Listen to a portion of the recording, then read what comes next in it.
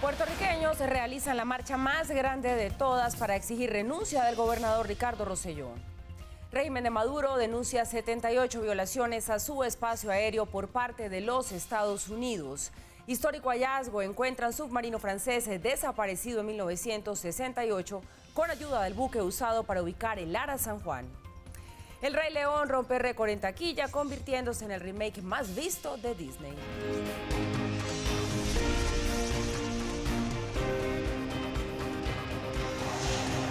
Red Más Internacional.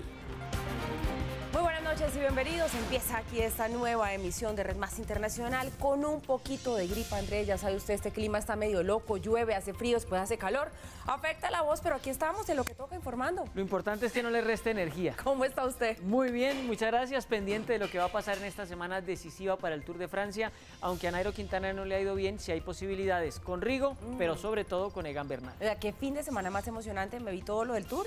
Como siempre no entendía, mi esposo me explicaba, pero yo ahí sufrí, creo que como todos los colombianos. Pero más adelante profundizamos en el tema, ¿le parece? Entramos en materia con la información y hablamos de cómo se recrudece la crisis en Puerto Rico. Centenares de personas volvieron a las calles para exigir la renuncia del gobernador Ricardo Rosselló, envuelto, recordemos, en un escándalo por la filtración de un chat con mensajes comprometedores. El mandatario anunció que no va a aspirar a la reelección en 2020, pero aclaró que no va a dejar tampoco su cargo. Ante este escenario, le anuncio que no iré a la reelección como gobernador en el próximo año. Además, estoy renunciando a la presidencia del Partido Nuevo Progresista. Por último, debo ser respetuoso del orden constitucional y le doy la bienvenida al proceso comenzado por la Asamblea Legislativa, el cual enfrentaré con toda la verdad. Estos anuncios del gobernador Ricardo Rosselló no fueron suficientes para calmar los ánimos de un amplio sector de la población en Puerto Rico. Este lunes miles de personas volvieron a marchar como lo han venido haciendo desde hace una semana. Yo creo que la demostración más clara de que este pueblo ya está harto, de que nos sigan robando, de que esto vaya en más deterioro, es toda esta gente que está aquí. Estos gobiernos son gobiernos corruptos y el pueblo tenemos que darnos a respetar y salimos a las calles a darnos a respetar. Y ahora nuestra respuesta a toda esta corrupción es esta.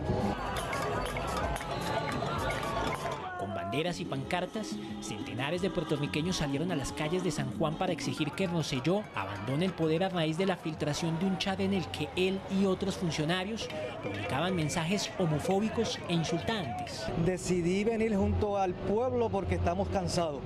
Realmente ha sido una falta de respeto al pueblo. El gobierno y su gabinete se ha burlado de la comunidad gay, se ha burlado de la mujer, se ha burlado de los impedidos, la corrupción. O sea, ya estamos hartos de tanta corrupción. Una vez más, artistas como Residente y Ricky Martin se unieron a la manifestación. Este último ondeó la bandera del orgullo gay e hizo una contundente petición. Ricardo Rosselló, no solamente eres cínico, ya lo había dicho, también eres maquiavélico. Lo único que acabas de hacer con ese mensaje que acabas de dar es jugar con la salud mental de los puertorriqueños. Yo le exijo a los presidentes del Poder Legislativo de la isla que por favor empiecen el proceso de residenciamiento. Si él no se quiere ir, esa es la única opción que nosotros tenemos. Ustedes tienen que escuchar el reclamo masivo de cada uno de los puertorriqueños. También hubo una convocatoria a una huelga general de los sindicatos. Muchos dueños de negocios decidieron cerrar las tiendas y oficinas para sumarse a la protesta en contra de Rosselló, a quien además acusan de corrupto y de no solucionar la crisis económica desatada en la isla tras el paso del huracán María en septiembre de 2017. Y en Venezuela, entre tanto, a esta hora más de 20 estados siguen sin luz tras un apagón que inició hace 3 horas. Vamos con nuestro corresponsal en Caracas, con Jorge Luis Pérez Valeri, para que nos amplíe la información. Buenas noches, Jorge Luis, ¿y qué se sabe? Muy buenas noches, compañeros. Les saludamos desde una Caracas a oscuras. Un nuevo apagón vuelve a afectar no solo la capital venezolana, también al resto del país. Al menos serían unos 21 los estados afectados en Venezuela, de los 23 que conforman el territorio nacional. Muy poca información en las primeras horas de este apagón, que ya se extiende a casi 3 horas. Lo que ha dicho el ministro de Comunicaciones de Nicolás Maduro es que esto se trataría de un ataque electromagnético, del cual asegura están investigando. Nuevamente, la Revolución Bolivariana insiste en la tesis y en la hipótesis de que se trata de esta situación que se repitió varias veces en el mes de marzo de un ataque que viene desde el extranjero. En aquel entonces, en el mes de marzo, acusaron a los Estados Unidos de haber llevado a cabo una serie de ataques contra el sistema eléctrico nacional de Venezuela para afectar la imagen de Nicolás Maduro. Es la posición que mantiene la revolución chavista. Entre tanto, en las calles, ya en las últimas horas del día se veía el estrés y la ansiedad por parte de las personas que buscaban acelerar su llegada a casa, previendo que se iba a oscurecer, que la situación se complicaría en temas de seguridad. No había sistema de subterráneo, los autobuses terrestres pues estaban, el transporte terrestre estaba colapsado, con las personas tratando de llegar lo antes posible a sus casas. Se afectan las comunicaciones, se afecta también igualmente el servicio vital de agua para todos los citadinos y para el resto de los estados que están afectando, y por supuesto también se afecta el trabajo de la prensa, que se ve en la necesidad de tener que recurrir a teléfonos celulares o a conexiones de red improvisadas para poder informar sobre esta situación. Es la información en Caracas. Nosotros volvemos con ustedes a Bogotá. Pues Jorge Luis, muchas gracias. Un caos, nos imaginamos, están viviendo allí, imagínense, a oscuras en 21 estados allí en Venezuela en este momento.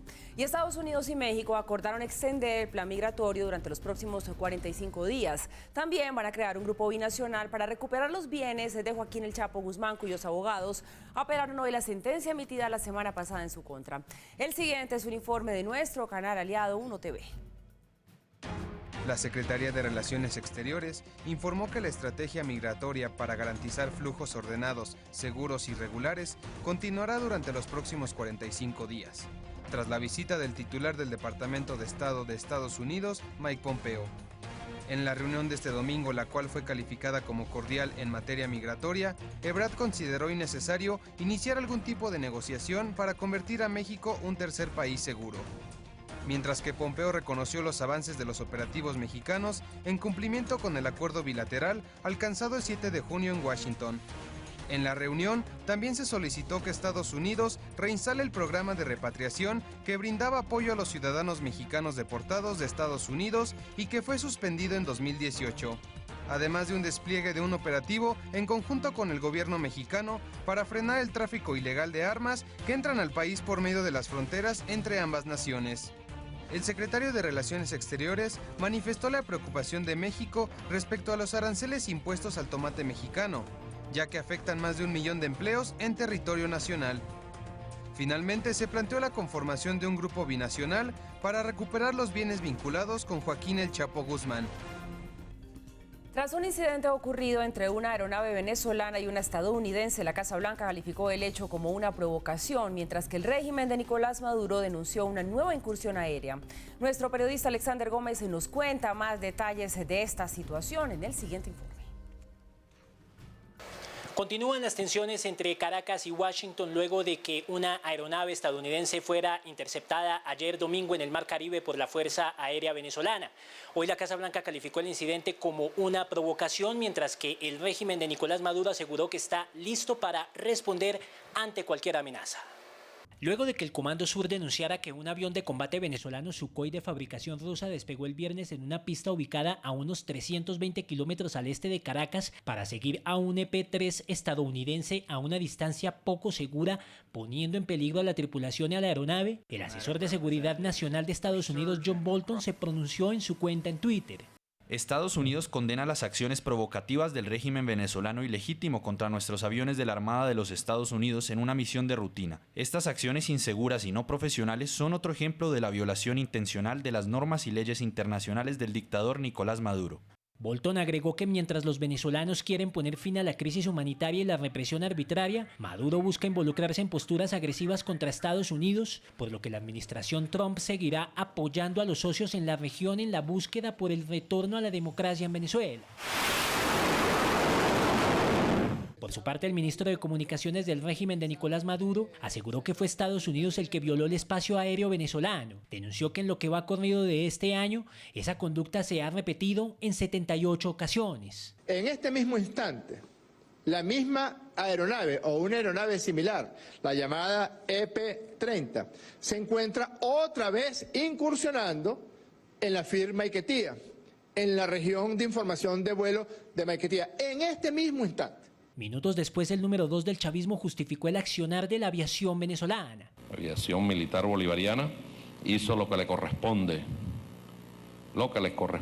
y demuestra una sola cosa: está resguardado nuestro cielo patrio. Cualquier amenaza tendrá la respuesta inmediata. Algunos expertos, como la periodista Rocío San Miguel, calificaron el incidente como una maniobra de Estados Unidos para probar los sistemas de alerta temprana adquiridos por el régimen de Maduro en Rusia y China. Y en medio de estas tensiones, mañana martes, representantes de los países que integran el Grupo de Lima se reunirán en Buenos Aires, Argentina, para tratar la crisis en Venezuela. Entre tanto, Juan Guaidó llevará a cabo una jornada de asambleas en la calle. Recordemos que mañana Juan Guaidó cumple 6 meses de haberse juramentado como presidente interino de Venezuela. Información desde nuestro centro de noticias, Alexander Gómez, Red Más Internacional. Alex, como siempre, muchas gracias. Y miren esto, el buque que halló al submarino Ara San Juan encontró otro subacuático desaparecido hace 50 años con 52 tripulantes. El 27 de enero de 1968 y durante una fría mañana, el submarino francés Minerve realizaba maniobras en el Mediterráneo frente a las costas de la ciudad francesa de Tolón. Pero por circunstancias que aún son materia de investigación, se hundió en solo 4 minutos con 52 tripulantes a bordo.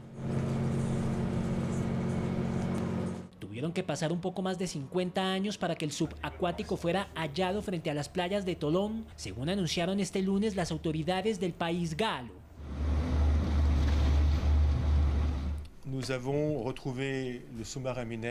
Anoche encontramos el submarino Minerva ubicado a 45 kilómetros al sur de Tolón, aproximadamente 20 millas al sur de donde se buscó en 1968. El submarino fue localizado a 2.370 metros de profundidad por el buque estadounidense Seabed Constructor. El mismo de la empresa Ocean Infinity, que halló el 17 de noviembre de 2018 al submarino argentino Ara San Juan, desaparecido un año antes en el Atlántico con 44 tripulantes a bordo. El Reino Unido pidió la conformación de una misión marítima europea para proteger a los buques que transiten por el estrecho de Hormuz. Esto después de que el régimen iraní retuviera una embarcación con bandera británica. El ministro de Relaciones Exteriores del Reino Unido hizo la petición ante la Cámara de los Comunes luego de que Irán retuviera el pasado 19 de julio un buque petrolero con bandera británica por la aparente violación del Código Marítimo Internacional.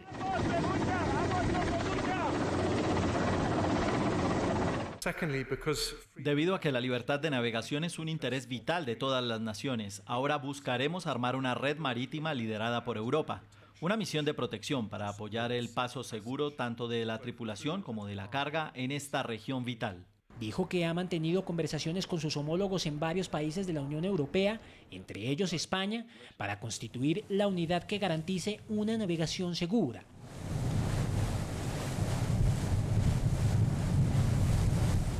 La petición fue hecha luego de que el pasado 19 de julio el régimen iraní retuviera el buque petrolero con bandera británica Stena Impero, al que acusan de violar la normativa de navegación. Por lo tanto, insto a Irán a que libere a Stena Impero y a su tripulación y observe las reglas que salvaguardan la navegación comercial y benefician a Irán, tanto como a cualquier otro país. Con el propósito de evitar una confrontación, Londres ha pedido a los barcos bajo bandera británica que eviten navegar por el estrecho de Hormuz durante un periodo provisional. Bueno, y a esto se suma una nueva tensión entre Estados Unidos e Irán. El régimen de Hassan Rouhani asegura haber detenido 17 espías de la CIA. Sin embargo, el presidente Donald Trump desmiente la información. Medios estatales iraníes anunciaron el desmantelamiento de una red de espías que trabajaba para la CIA. Un alto mando de contraespionaje iraní, cuya identidad no fue revelada, declaró a la prensa: los que traicionaron deliberadamente a su país fueron entregados a la justicia. Algunos fueron condenados a muerte y otros a largas penas de prisión. Así fue como Donald Trump calificó el anuncio. El reporte de Irán capturando espías de la CIA es totalmente falso. Cero verdad, solo más mentiras y propaganda, como su dron derribado, emitida por un régimen religioso que está fallando gravemente y no tiene ni idea qué hacer. Su economía está muerta y empeorará mucho más. Irán es un desastre total. Una nueva afirmación que se da por parte del régimen en medio de las crecientes tensiones con Occidente. Ya estamos de regreso, gracias por continuar con nosotros. Y mañana se conocerá quién será ese nuevo primer ministro del Reino Unido, sucesor de Theresa May, quien dimitió a su cargo tras no haber logrado apoyo en el Parlamento sobre su acuerdo con la Unión Europea en torno al Brexit. La elección de un nuevo ministro en Reino Unido se da 3 años después de la llegada de Theresa May al cargo, en una situación no muy diferente a la actual. En julio de 2016 llegó May tras la renuncia de su antecesor, también conservador David Cameron, quien dimitió después de darle la opción a los británicos, quienes decidieron votar a favor de la salida de Reino Unido en el Brexit. Al cargo de primer ministro aspiran 2 políticos con experiencia en el campo de relaciones internacionales en medio del gran desafío que implica el Brexit. Se trata de Boris Johnson y Jeremy Hunt. Johnson fue parlamentario entre 2001 y 2008 y actualmente representante en la Cámara. Fue también alcalde de Londres entre 2008 y 2016. Durante su alcaldía supervisó la organización de los Juegos Olímpicos de Londres en 2012 e introdujo el sistema de bicicletas alquiladas conocido como Bicis de Boris. Johnson fue también ministro de Relaciones Exteriores entre 2016 y 2018 y aunque se perfila como el gran favorito en caso de llegar a convertirse en primer ministro, ya son varios quienes han asegurado que dejarían su cargo y ya iniciaron las renuncias con la salida del ministro de Relaciones Exteriores de Reino Unido, Alan Duncan, quien se ocupaba de los asuntos europeos y estadounidenses y ocupó el cargo como ministro principal en la Oficina de Asuntos Exteriores y de la Commonwealth bajo el mando de Theresa May desde julio de 2016. Mañana será un día clave en el rumbo de Reino Unido. 160.000 miembros del Partido Conservador decidirán el futuro de 16 millones de británicos, poniendo fin a la era de Theresa May, quien renunció a su cargo el 7 de junio, después de que el acuerdo al que logró llegar con la Unión Europea para el Brexit no fuera aprobado por el Parlamento británico en 3 oportunidades. Donald Trump anunció un acuerdo presupuestario con los demócratas de 2 años para evitar un nuevo cierre de gobierno. A través de su cuenta en Twitter, el mandatario aseguró, abro comillas, me complace anunciar que se ha llegado a un acuerdo sobre un presupuesto de 2 años y el límite de la deuda, cierro comillas, aumentando el gasto federal y evitando la posibilidad de una nueva parálisis de gobierno hasta las próximas elecciones presidenciales en 2020. La otra semana, el presidente Iván Duque hará una visita de Estado en China, donde va a firmar varios acuerdos entre comerciales y de cooperación, y uno de esos será el tratado de repatriación de colombianos presos en ese país. Finalmente, la próxima semana el presidente Iván Duque firmará con el gobierno chino un tratado para poder regresar a los connacionales por temas humanitarios. Hoy existen 217 colombianos condenados en China, de los 2 están en pena de muerte ya en última instancia, 2 más también en pena de muerte, pero en revisión de segunda instancia, y 14 que están ya condenados por cadena perpetua. Para que sea aprobado, el tratado tendrá que pasar por 2 aprobaciones en Colombia. Luego pasa, como cualquier otro tratado, a ser aprobado por el Congreso de la República a través de una ley aprobatoria de tratado internacional que luego tiene un control automático de constitucionalidad por la Corte Constitucional. Una vez sea aprobado en el Congreso y la Corte Constitucional de su concepto, serán revisados los casos de los colombianos presos en China. El tratado lo que establece son las condiciones de traslado, ya sea por razones humanitarias o también cuando se den las condiciones de conmutación de la pena, cuando se trata de pena de muerte o de cadena perpetua. Eso es lo importante, porque hoy en día no hay unas reglas entre los 2 países para que eso se pueda dar. Este acuerdo de tratado entre Colombia y China ya se venía trabajando desde el gobierno Santos, el cual permitirá repatriar por cuestiones humanitarias a los colombianos condenados en China. Vuelve a ser noticia el polémico presidente de Filipinas, Rodrigo Duterte. El mandatario pide al Congreso de su país que restaure la pena de muerte por narcotráfico y por corrupción, una iniciativa criticada por organizaciones pro derechos humanos. Soy consciente de que todavía tenemos un largo camino por recorrer en nuestra lucha contra esta amenaza social. Esa es la razón por la que abogo por la imposición de la pena de muerte para los delitos relacionados con las drogas ilegales. En busca de su reelección, Pedro Sánchez, el jefe de gobierno español, expuso su programa durante su intervención en la primera jornada del debate de investidura. Su propuesta tuvo 3 ejes: un programa progresista, ecologista y social. El actual jefe de Estado de España ha venido negociando con Podemos, quienes se autodefinen como el partido de izquierda radical de España, para así convencerlos de apoyarlo en un gobierno de coalición. Lo que nos une es la promesa de la izquierda, un progreso ecológicamente sostenible y la distribución justa de ese progreso. O si lo prefieren de otra manera, una sociedad de hombres y mujeres libres e iguales en armonía con la naturaleza. Después de 3 meses de bloqueo tras las elecciones legislativas del 28 de abril, Sánchez no tiene el éxito asegurado. Para el 28 de abril, el Partido Socialista Obrero Español ganó los comicios con 123 de 350 parlamentarios, cifra que no llegó a la mayoría absoluta, 176, y por esta razón necesita asegurarse el respaldo de los 42 diputados de la izquierda radical y de pequeños partidos regionales antes del jueves, cuando culminará el debate. Durante las negociaciones con Podemos, Sánchez expuso varias propuestas para convencerlos. Frente al desempleo y la precariedad, empleo digno en una economía competitiva, pensiones dignas y un sistema público sostenible. Frente al reto tecnológico, transformación digital. Frente al cambio climático, transición ecológica. Frente a la discriminación de la mujer, feminismo. Frente a la desigualdad, justicia social. Y frente a los desafíos globales, una España unida y diversa en una Europa diversa y unida. Mañana será la primera votación de investidura en la que el jefe de Estado actual necesita una mayoría absoluta de 166 diputados. India dio sus primeros pasos para convertirse en el 4º país en llegar a la Luna. Busca poner una sonda robótica en el polo sur lunar. 2, 1, 0. Así despegó el cohete desde un centro espacial en sureste de India, una semana después de que el lanzamiento original se suspendiera el 15 de julio tras un obstáculo técnico. Tras 16 minutos, el cohete impulsó el carro lunar en la órbita de la Tierra, marcando así la primera fase de la ambiciosa misión que tardará aproximadamente 48 días en aterrizar en esta área de la Luna hasta ahora inexplorada. Hoy es un día histórico para el espacio, la ciencia y la tecnología en la India. Me complace enormemente anunciar que el vehículo GSLV Mach 3 impulsó con éxito el carro lunar a la órbita del planeta Tierra. La órbita es 6.000 kilómetros más de lo que estimamos. Es aún mejor. Este es el inicio de un viaje histórico para India. La Organización de Investigación Espacial de la India pretende enviar para 2022 un equipo de 3 astronautas al espacio, en lo que sería su primer vuelo tripulado. Sus científicos trabajan para tener su propia estación espacial en la próxima década. Y sí hay más, porque su fin de semana de debut, la nueva versión del Rey León de Disney dominó la taquilla y se convirtió en el mejor estreno de un remake de Disney. Un verdadero rey busca lo que puede dar.